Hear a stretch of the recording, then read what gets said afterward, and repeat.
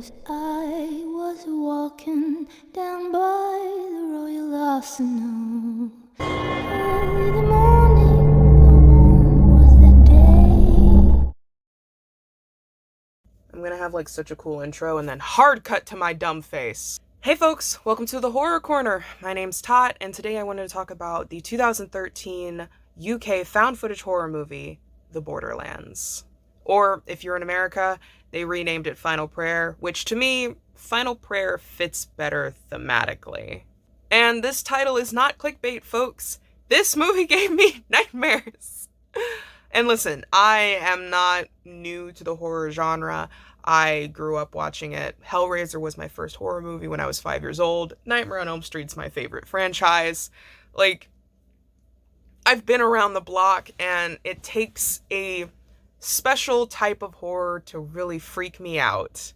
And this movie absolutely had that. So I want to give you guys a brief summary, and then a more in-depth summary. Then I want to talk about themes, and then I will get into the big spoilers of this movie. If you've heard of this movie, you've probably only heard of it because of the ending, but I can assure you the entire movie itself is definitely worth a watch. It's on Amazon Prime for like $4 to rent, and honestly, I watched it like 3 times. It's a really good movie, even though it hurt me at the end. Let's start with the summary. I will try to do the chapter thing on YouTube. Fingers crossed that I can figure it out. 3 men are sent by the Vatican to see if a miracle that happens in a small town can be canonized. Now, I was raised Catholic, so this movie especially hits close to home for me. I'm no longer Catholic, but it's just something that you always kind of carry with you when you're raised deep within the church. Our 3 main characters, I personally think there's only 2 main characters, but for the sake of argument, there's 3. There's Gray Parker. He is a tech guy from London. He is there to pretty much help with the documentation of the so-called miracle to see if it's real or fake. Which is one thing I really appreciate about this movie, is that it gives a reason as to why everything is being filmed. It's being filmed to see if this can be a canonized miracle from the Vatican, which, if you don't know, is a really big deal. They use head mounts, they have cameras set up within the church itself, within the little cottage they're staying in temporarily, just to make sure that no stone is left unturned and no sleight of hand can be performed. And since this is for the Vatican, it definitely makes sense, and it makes sense that they'd have all this really cool equipment, and it makes sense that they'd hire a tech guy, because the other 2 characters are actually men of the church. There's Deacon, who goes on these sorts of investigations regularly, normally in the field, not just looking over like footage found.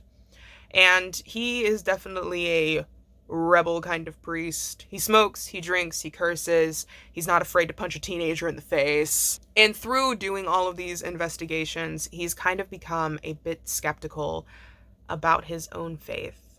Next is Father Mark, who is very hard-nosed, by the books. We do this, this, and this, and then we get out of here, who is also incredibly skeptical as well. And it's an interesting dynamic because Gray Parker, the tech guy, is very agnostic, and it's wild because he definitely believes in these supernatural occurrences more than the men of faith do. Priest of this small town's name is Father Cleric, who 2 months ago reopened this church that was shut down in the 1800s. Now, no one really knows why it was closed down, but it was closed down long enough to where even older members of the village don't remember where the church is. Father Cleric was holding a christening when some shenanigans happened, and I also like that they gave a reason why the miracle was filmed as well. If you don't know, a christening is pretty much a baby's baptism. It makes sense that that would be recorded because for a lot of people that is a big moment. My christening was recorded, my little sister's was recorded, my brother's, like, it's a thing. I will say there are a lot of glitches in this movie. I thought my TV was messed up. Just forewarning if you want to watch it. It's nothing like loud and stupid. It's more like, the the grain film spreading kind of stuff, and that's its own sort of terror in itself. The three men ask Father Cleric for the church records, which Father Cleric also hands over the journal of the last priest to ever grace the walls of this church. Also, they mention this church was built in like the 13th century, and this building, I'm guessing they found this place, because if they built it for this, they did an amazing job. It doesn't just look old, it feels old. It feels like it's been a part of this area and a part of the earth for a long time. And honestly, I love churches. I think church architecture, especially like old school church architecture, is so cool and so interesting. Just the fact that you'll sometimes find random passageways, weird underground tunnels, how there'll be like these beautiful steeples you can get up into. It's just really cool. I'm a big fan of that. Even though I'm not a part of the church anymore, I still do appreciate the architecture around them. Anyway, Deacon and Mark are immediately suspicious of Father Cleric and immediately think he's the one pulling off all of this trickery in order to make a name for himself and a name for his little church in his small town. Now, on the other hand, Gray is more believing of Father Cleric, mostly because Gray is a tech guy, and he knows that while possible to do certain effects, because in the christening video, you see stuff flying around, you hear voices, knocking, booming, that sort of thing. Gray knows how those are manufactured, and he knows that like a bunch of bumpkins in a small town that barely has Wi-Fi couldn't really be able to pull that off. However, Deacon and Mark are very much, the father did it, there were strings, or they even mentioned like subwoofers under the table so things moved, and Gray was just kind of like, that's not how that works. There's also a lot of really cool human moments within this movie. Gray and Deacon, their actors, both mentioned how they were kind of given free reign for a lot of the scenes not involving scares. There's a scene of them all sitting down eating together. There's a scene of them just like talking to each other. There's a scene of them doing a puzzle. It's really cool because you feel connected to these characters and really like these characters without it feeling fake or forced. There's no big sad moment where they're like the camera zooms in on their face and they're like, oh, I have all these problems. Everything feels very, very natural.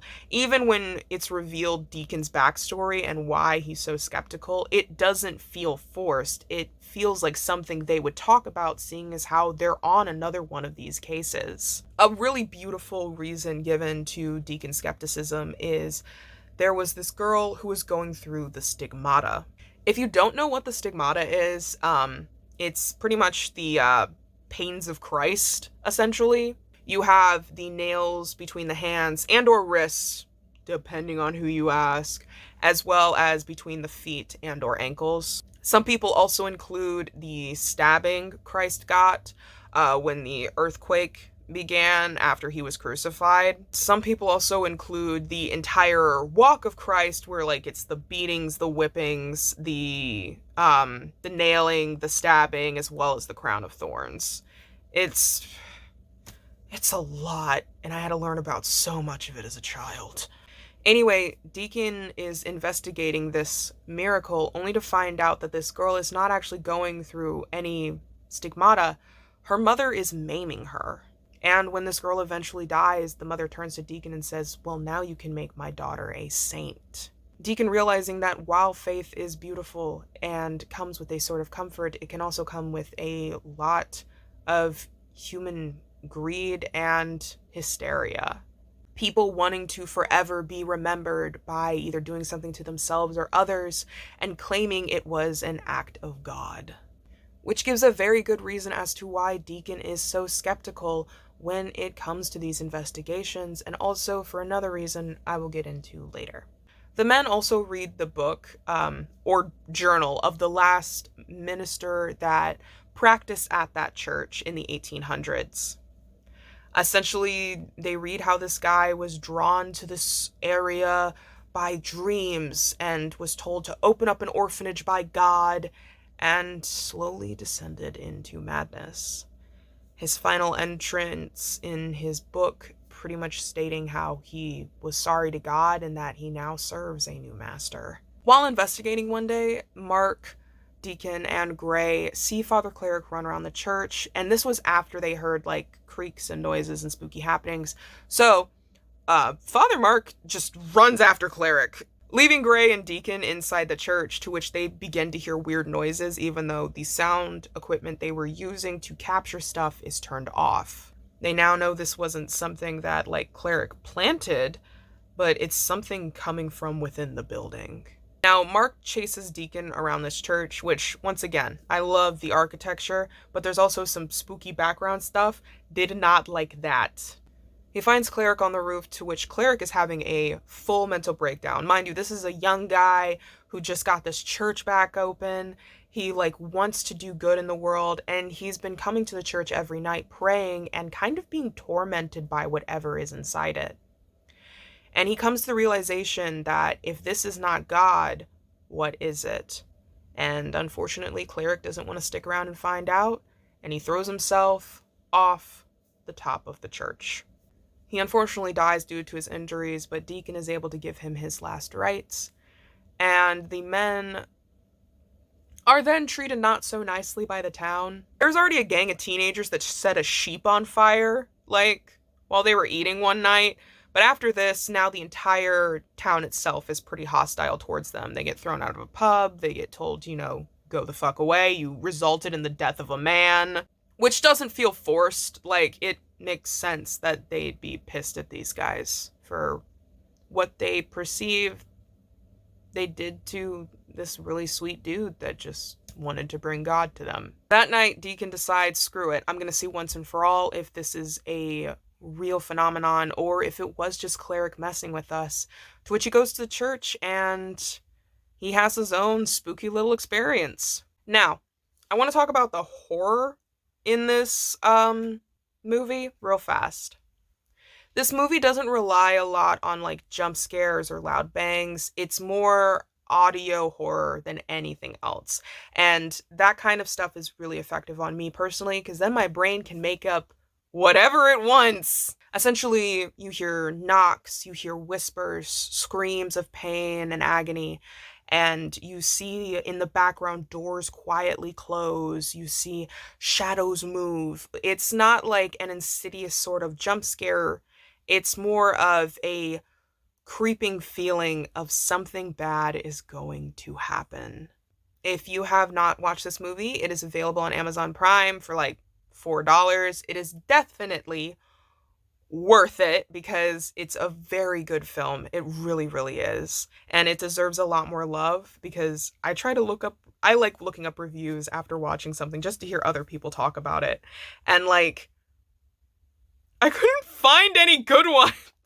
I found like 2 and that made me so sad. But now I want to jump into the spoiler section.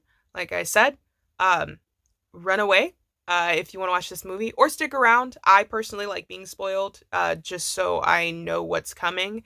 Because even if you know what's coming, a good piece of media can still frighten you, still shock you, still have a really big impact on you, even if you knew what was going to happen next. So Deacon is completely freaked out after his experience, and he's like, we need to actually call in somebody, which Mark is upset because they were about to leave after Cleric, committed Minecraft endgame. So Deacon calls in his old mentor from the Vatican, Father Calvino. Now, Father Calvino comes in and he's like, oh yeah, this is some spookiness going on here. He does not talk like that, but God, I wish he did. To which they find out that the church is built on an ancient pagan, ritual site. Father Calvino also talks about how a lot of the time when the church members would come to these sites, they'd heavily have to exorcise them of these deities in order to claim the grounds for God. And that's a whole other discussion you can have on whether, who's right, who's wrong, all that sort of stuff. And Calvino summarizes that because this place has been abandoned from the church for, over 200 years, whatever entity that was expelled has now come back. So he's like, we just gotta perform an exorcism and evict it, you know what I'm saying? All four men go to the church where Calvino decides to do the exorcism and banishing of this entity, to which Deacon and Mark are having like a squabble. And Gray is just kind of like, guys, I'm the tech dude, and like, it's not fake. Why won't you listen to me? Towards the end of the ceremony, Father Calvino needs the other three men to help him, to which they start chanting, and well, everything kind of goes tits up. Mark is smacked into a wall, the lights break, Father Calvino's gone, ears are bleeding, eyes are bleeding, it's all shenanigans. During Deacon's solo experience, he ripped apart a bookshelf that you see a lot when you're like, it was a place where like all the Bibles were held for the people to come into service to take one and then sit in their pews. When he ripped apart that bookcase, it revealed a hidden door with a pagan symbol upon it, to which he descends, and Gray is like, I'm leaving. However, this is the climax of the film and no one gets to escape. The door pretty much slams shut. Gray can't get out. It's implied that he's really disoriented because there was a lot of like loud banging and loud crashing and his ears are all messed up. So he stumbles after Deacon because he does not want to be alone. Mind you, Mark was up there and then he turns around and Mark's gone. So Mark got. They pretty much follow the cries of Father Calvino deep into the caverns underneath this church. The church is built on top of a hill, so it's not too wild that some of it has been dug out, but the deeper they go, the more they realize how expansive this cave system is and how weird it is. Granted, it's the UK and there's caves everywhere, and that's horrifying, and I don't trust your country. I don't like caves! Deacon and Gray then follow a visage of Mark through the caverns, to which Deacon is full like, I have to save Mark, because he has lost a team before on another expedition and he doesn't want to go through that again. And Gray is just following him because Gray is terrified. As they go deeper, they see pretty much paintings on the walls. And these paintings show children being sacrificed to whatever deity ruled this land. And they also find a mountain of children's skeletons, especially baby ones, and they realize that the missing children the priest prior in the 1800s was talking about were killed by him for this deity. Essentially, the priest's journal talked about how he was called to open an orphanage and reclaim this church, and it's pretty much certified that the thing calling him here was not the Abrahamic God, but was instead this pagan deity. Deacon and Gray continue going down these dark passages, and they realize that the cave is getting tighter and tighter. And they always get so close to getting Mark, but he vanishes or walks around a corner just before they can reach him. Finally, they find this one passage that looks completely different from all of the others. You see, the rest of the cave has been, cave, like black rock walls, but this one is brown. Now, it is implied that the entity residing on these grounds can mess with your mind and make you have visions and hallucinations. So it's completely possible that the men just were being tricked into crawling into it, and it's also possible that Deacon is so driven at wanting to save Mark that he just goes in without thinking. However, I think the first one makes more sense because of what this cave really is. You see in this brown cave that there are sharp protrusions from the side, and as the men are crawling through it, they talk about how god-awful it smells. Deacon gets to the end of this passage, and you see an orifice, and this orifice spurts out a liquid, to which Deacon replies that, oh, it's just a dead end, which solidified in me that they are having a hallucination. This creature's making them believe it's just a normal cave wall. But as they're trying to track back, Gray sees that his side is closed too. And the final scene of this movie is gut-wrenching, not because it's gross, but just it feels real. Like, the actors don't feel like they're acting, and the terror that they're able to express is phenomenal, and I want this movie to get more love because these guys did such a good job. The cave begins pretty much releasing liquid that turns out to be stomach acid. The men are slowly being burned and dissolved by the juices of this thing living in the hill. And mind you, you only get a few clips of their faces and of their skin being melted. There's a heartbreaking scene that really got to me where Gray is crying to Deacon, "You said it wasn't real," as they're being dissolved. Now, the cameras start malfunctioning, the lights go out, and the last things you hear are Gray screaming in agony while Deacon recites the Lord's Prayer. You know, the Our Father who art in heaven. And then it ends. It's just done. And it leaves you with, like, ugh.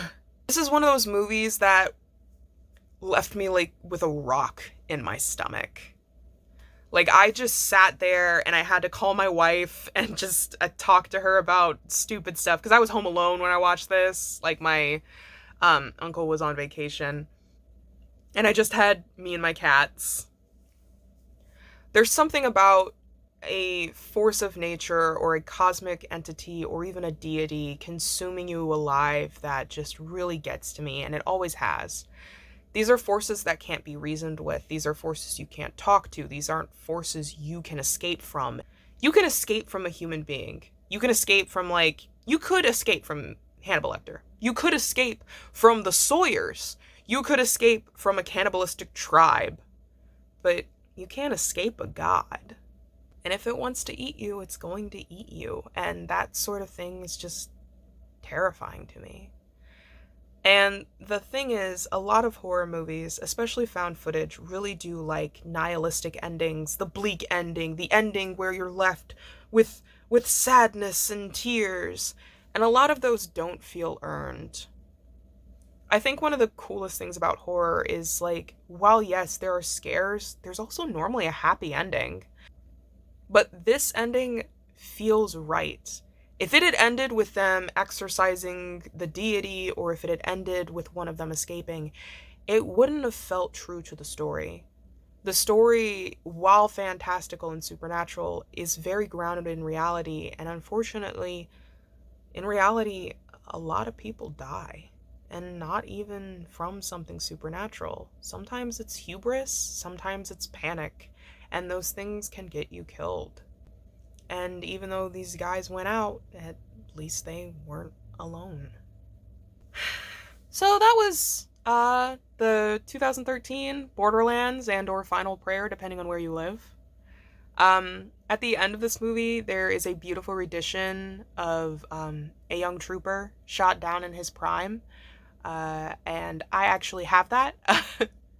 I went on a goose chase trying to find this version because this movie does not have a soundtrack. It's a found footage horror movie, obviously. But if you guys want me to upload that, let me know. I'll put it on my channel somewhere for you guys to listen to it because it is very beautiful. You heard a bit of it in the trailer, the partial bit that I showed.